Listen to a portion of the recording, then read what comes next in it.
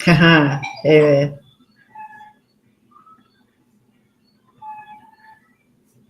me just set this up.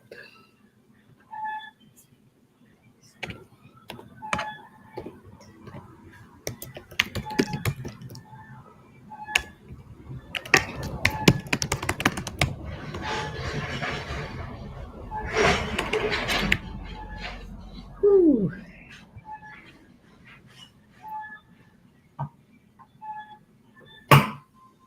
So, good afternoon. It's afternoon where I am. Good afternoon. Good morning if it's morning where you are.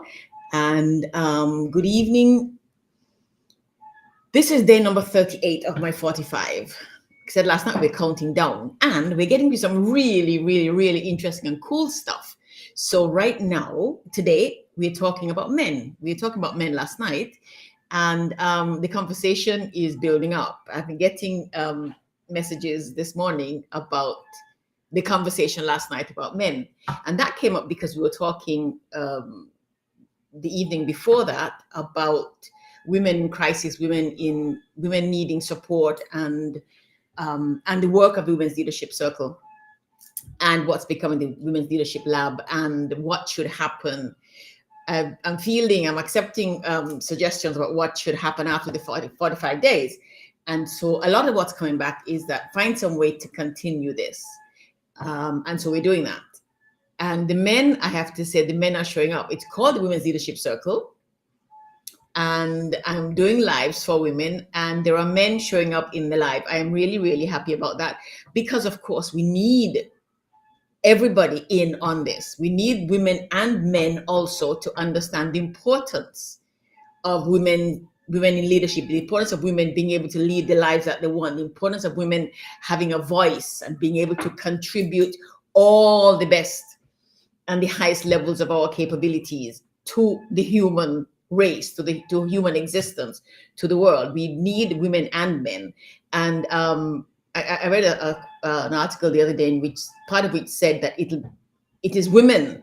It is only women who can help, who can, I don't know the exact wording. It is women who will support other women into becoming their highest and best selves. It is only women who can change the conversation about what women can and cannot do. Only women. And that is true. And I would add to that, it's only women who can change the conversation that men have about women.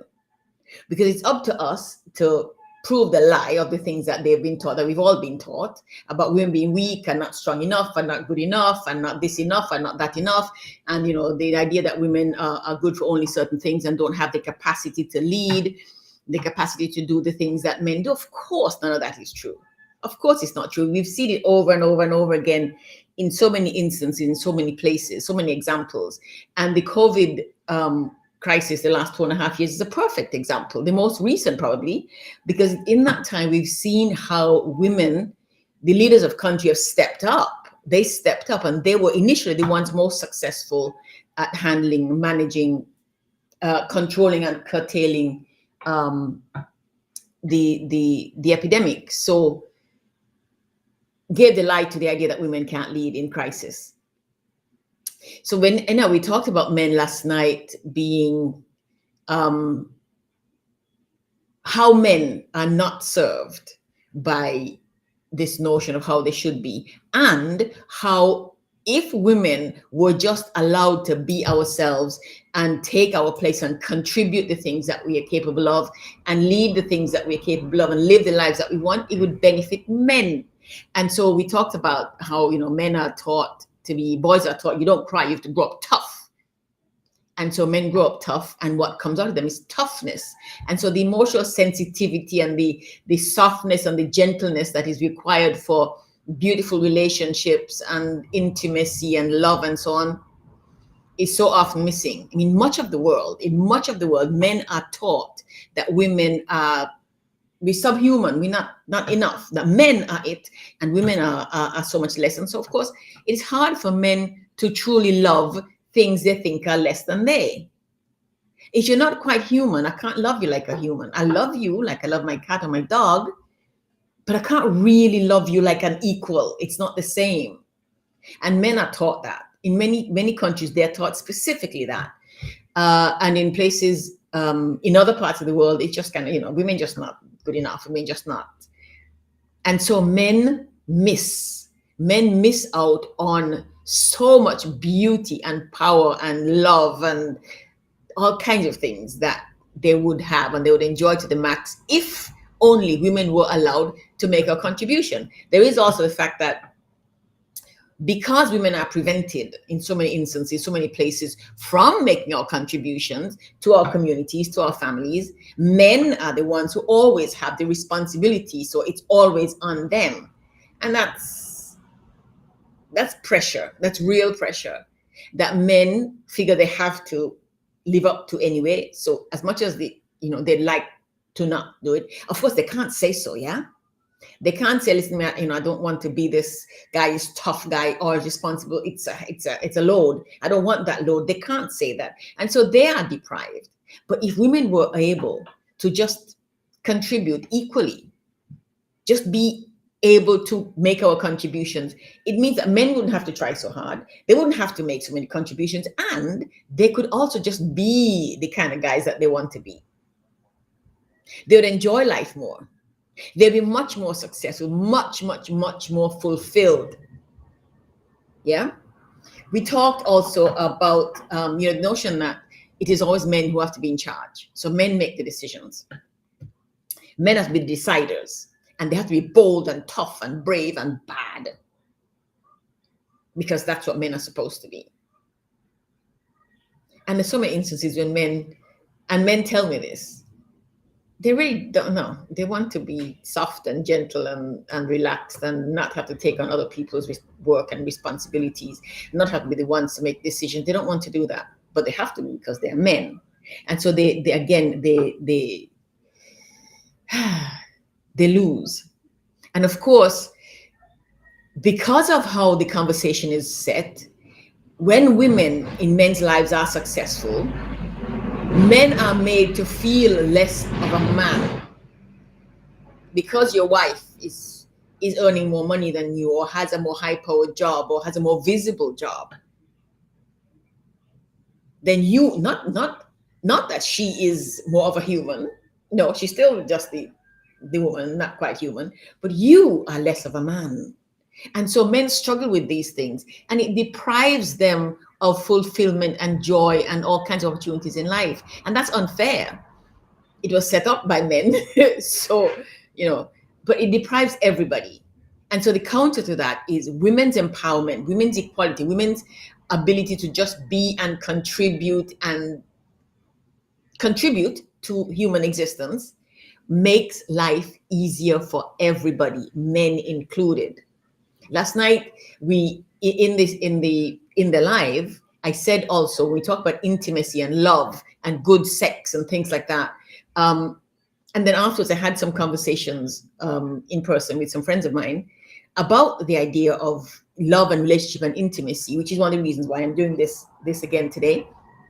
I'm continuing it today because, of course, men miss out on a lot of the power and the beauty and the joy of intimate relationships, of intimacy and intimate physical relationships and good sex, because for many men, the woman, that's all she's there for. And it's a physical thing because, of course, you can't get close and intimate with this thing that's not quite human. But we women know what it feels like to be with someone with whom you can feel safe and comfortable and loved and supported and uplifted and enjoyed. We know what that feels like. Some men do, and when they find out, but many men don't, because they're taught that women are not even, no, you're too different.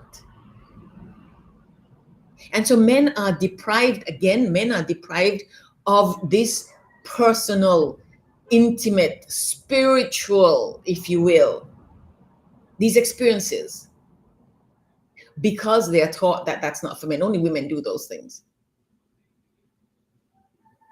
And that's not good for anybody, because just like when women are fulfilled and contributing at their highest, at their best, they feel better. The people around them are better served and are happier and more fulfilled. It's the same thing. If men, in the cases where men are allowed to just be themselves, whether they want to be that or this or the other, and are not held to those unrealistic and destructive demands, requirements, norms, their lives are more fulfilled. Their lives are better.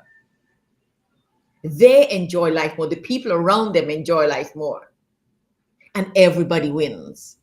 So the point of all of this is that everybody wins. And that's what we want to impress on men. When women are doing well, everybody wins. Support the women in your lives. Support the women in your lives in being, in developing, expressing, exploring, experiencing, and sharing their best, highest selves with you and with the world. Everything gets better. Everything from meals to sex gets better. Everything from work to sports. Guys, there's this thing about, the guys get together to watch sports and the girls, yeah, sports is the boys. No, it's not. And if the women around you are allowed, if you leave them alone to express themselves and enjoy sports the way they want, guess what? They'll also be able to enjoy it better with you. And you won't have to, like some men have to do, there's friction when he wants to go off to play sports or to watch sports with his buddies, because it's a guy thing. But guess what? Sometimes she'll want to go, sometimes she won't, which is how it's supposed to be. Sometimes she'll want to go with you to watch the game with your buddies or just with you. And sometimes she won't. She wants to go off and do stuff with her friends or not, or stay home. So what the Women's Leadership Circle does is we support women in finding this, developing within themselves, exploring, expressing, finding within themselves this beautiful, powerful being that they can then share with people. Because this condition that men got, we women got it also. So we also feel that we are not strong enough, not good enough, not smart enough, not beautiful enough, not competent enough, not capable enough, not enough. And when we feel like that, because we feel like that, we also hold ourselves back, deny ourselves, and deny the world. So what the Women's Leadership Circle does is provide a space in which women can safely and just by ourselves explore these powerful inner workings, inner parts of ourselves, and figure out how to share it with the world so that the men don't feel too threatened and upset. Because of course, changing norms does that. And part of being able to change this is being able to, like I said earlier, work with the men to bring them around to this. We don't want to frighten them off, and that doesn't help anybody. Because a lot of times what they do is they resort to violence. We've seen this. We've seen how many women's marches and so on end up with real violence. We know the violence that happens in homes. We also know, for example, in homes, it happens when women begin to, women just want to go back to school, for example, or have a job. Women have been killed by men for wanting this. Girls have been killed by people, by men, by the communities for going to school, for getting an education. I remember reading an article a few years ago about these two sisters. They were twins in Pakistan. It was raining and they were just dancing in the rain. I guess it's, it hadn't rained for a while. They were just enjoying, and they got murdered because girls are not supposed to behave like that. They had violated the honor of the family by behaving like that. Now, this doesn't happen only in places like Pakistan. I want us to understand that. And it's not just people like the Pakistanis who do this. This happens everywhere in the world. This kind of thing, when women stand up, when women say, I just want to explore and see all of this thing that I came with, that God gave me, that the universe gave me, that that my ancestors left me. I want to see all that I was born with. I want to explore it. They get such pushback sometimes, pushback that lands them in the grave. So of course, being smart about how to do that is important. So there are those of us and there will be times when, yes, you speak out very clearly and forcefully, and there are times when you have to navigate. That's life. I remember in meeting a a Lebanese politician, woman, in the ladies' room at the Parliament of Jordan, the Hashemite Kingdom of Jordan, which, as we all know, is heavily, heavily male. And I walked in, and she was wearing this lovely white suit, and she was fixing herself. And she looked at me, she said, sometimes you got to do this. We get the boys to come on outside. Sometimes we work with what we have. Now, of course, in a place like America, somebody goes, wait, what? No, we don't do that. Yes, we work with what we have. As long as it's not illegal, it doesn't kill anybody, it's not out of integrity. And so at the Women's Leadership Circle, we teach people, we explore and discuss the notion that there are all kinds of different pathways to get to the goal. In the Caribbean, we say more ways to skin a cat. There's more than one way to skin a cat. I heard my mother say that. There's more than one way to skin a cat. There are more ways than one. And if we're going to succeed in improving, uplifting the human race, we're going to have to use as many of those as prove necessary. And so, yes, we don't want women to go and say, okay, right back home, and yes, I'm empowered and I got my power, my strength. No. You work with what you have and who you have. And it's not anything except basic human communication. You communicate in the language that the other person understands. You speak to the person in the language and the tone that is most likely to get you the results that you want. So sometimes yelling and screaming will, and sometimes it'll be, hey babe, can I talk to you? That's life. And as adults, we get to understand that. As practical, rational adults, we get to understand that.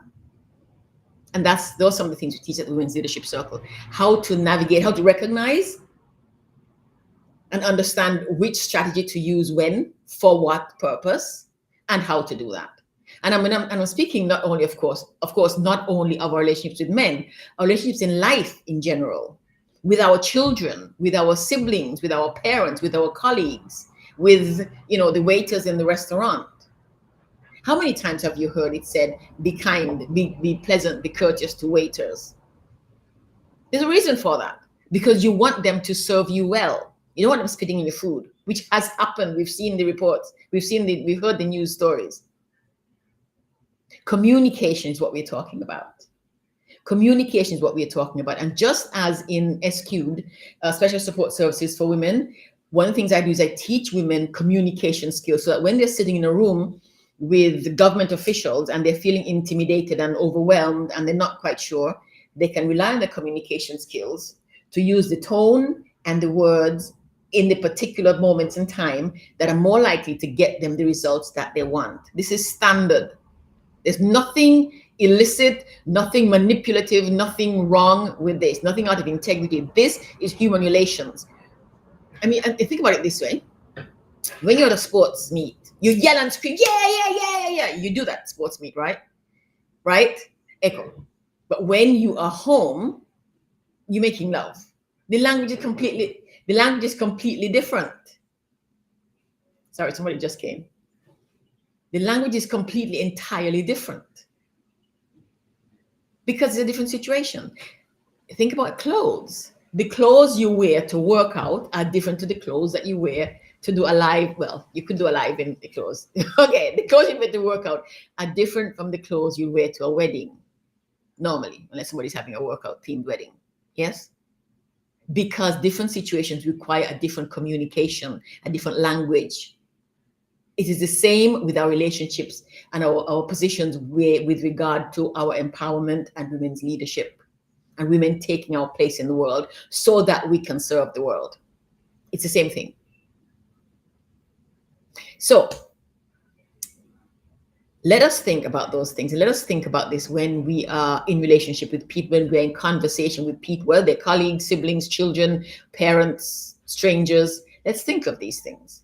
The idea is that the goal is that the world and all its institutions come to recognize women's value. And so we work on different levels. We do our work and we do our work well. We present ourselves well, and we use our communication skills to have them understand. We don't want to start a war. You don't frighten them off and start a war. No, we want them to come over to our side. And sometimes it is simply that you catch more flies with honey than you do with vinegar. All those things that my mom and grandmother used to say, that's life. And so at the Women's Leadership Circle, we are also very practical and rational and pragmatic. The world is what the world is. And in order to get the results, the things from the world that we want, we have to at certain times behave in certain ways. Simple. Well, simple. It's clear. It's difficult to do that sometimes, which is why we do the trainings that we do at Women's Leadership Circle.